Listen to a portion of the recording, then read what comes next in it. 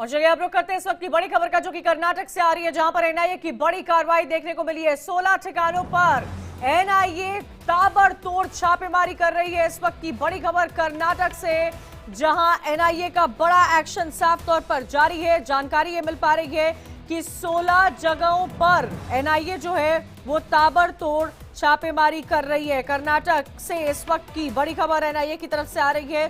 16 जगहों पर छापेमारी की जा रही है।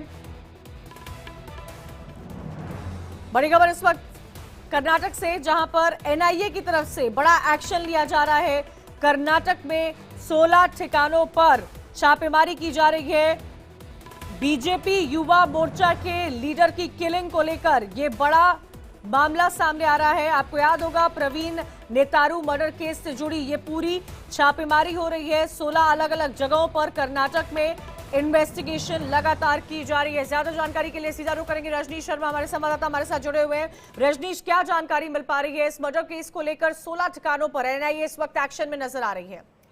देखिए, बिल्कुल 27 जुलाई 2022 को प्रवीण नटारू का जो मर्डर किया गया था कर्नाटक के अंदर, जिसके बाद इनका जो चश्मदीद था मधु कुमार, उसने कंप्लेंट दर्ज करवाई थी कर्नाटक में, और जिसके बाद कर्नाटक के दक्षिणा डिस्ट्रिक्ट में ये एफआईआर दर्ज हुई थी।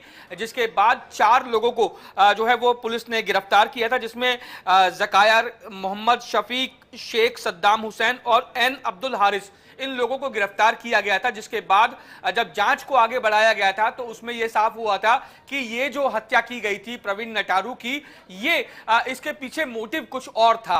मोटिव जो है वो कहीं ना कहीं नेशनल लेवल से जुड़ा हुआ था, राष्ट्र से जुड़ा हुआ था। इसके चलते जो एमएचए के जरिए एनआईए को सिफारिश की गई थी कि वो इस मामले को टेकअप करें और इस मामले की जांच करें। जिसके बाद अगस्त 2022 में एनआईए ने इस मामले को टेकअप किया और उसके बाद इस मामले की जांच शुरू की।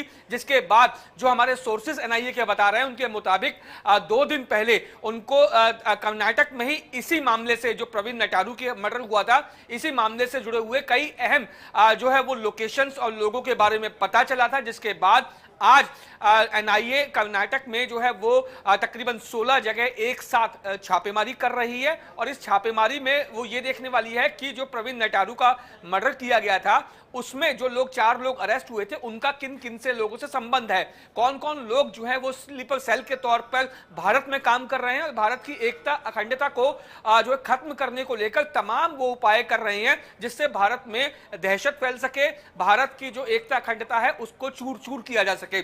यही कारण है कि एनआईए लगातार छापेमारी कर रही है। तकरीबन 3 से 4 घंटे के बाद कुछ कॉन्क्रीट निकल के सामने आएगा कि इस छापेमारी में क्या क्या चीजें निकल के आई और प्रवीण नटारू की जो मर्डर हुआ था उस मामले में कितने लोगों को अरेस्ट किया गया है और उनसे क्या क्या चीजें बरामद हुई है, उनके लिंकेज क्या देश में है या देश से बाहर है। ये तमाम ऐसी चीजें हैं जिनके बारे में 2 से 3 घंटे के बाद पता चलेगा, क्योंकि जब ये छापेमारी पूरी हो जाएगी उसके बाद जो एनआईए ऑफिशियल जानकारी जो है वो साझा करेगा कि इस छापेमारी में क्या क्या चीजें मिली हैं। जी रजनीश, देखिए, बताया जा रहा है कि 16 ठिकानों पर एनआईए छापेमारी कर रही है। बीजेपी युवा मोर्चा के नेता प्रवीण नटारू, जिस तरह से कर्नाटक में तमाम इस तरह की घटनाएं सामने आई हैं, उसका भी अलग विरोध प्रदर्शन हमें देखने को साफ तौर पर मिला है। आगे की कार्रवाई, कौन से ऐसे लोग हैं, क्या पहले से ही, क्योंकि लंबे समय से इस पूरे मामले को लेकर बातें सामने रखी जा रही थी, क्या कोई गैंग इसमें ऑपरेट करता हुआ नजर आ रहा है? क्या कोई साउथ का कोई गैंग है जिसका नाम सामने आ रहा है? क्या इसके अलावा भी कई ऐसे लोग हैं जो जुड़े हुए हैं? कौन कौन से 16 ठिकाने हैं जिस पर कर्नाटक में इस वक्त एनआईए की छापेमारी लगातार जारी है?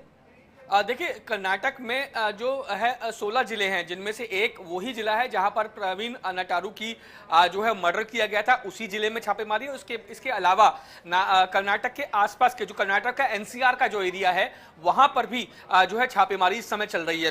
बात की जाए अगर इस छापेमारी की, तो आपको जैसा मैंने बताया कि प्रवीण नटारू की जब जो जुलाई 2022 में जब मर्डर हुआ था, ये मर्डर उस समय हुआ था जब प्रवीण नटारू जो है वो एक शॉप के बाहर थे और उनका जो साथी जो मधु कुमार था वो शॉप के अंदर गया हुआ था। इस शॉप की अगर बात की जाए तो इस शॉप का नाम था Akshay farm fresh chicken shop.